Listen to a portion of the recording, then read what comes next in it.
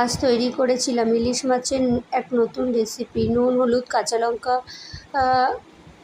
বাটা দিয়ে আমি ইলিশ মাছটাকে ম্যারিনেট করে রেখেছি। আর কড়াইতে দিয়েছি আমি এদিকে পেঁয়াজ, কড়াইতে কালিজিরা, কাঁচা লঙ্কা ফোড়ন দিয়ে আমি দিয়েছি পেঁয়াজ বাটা আর এখানে কাজু বাদাম বাটা।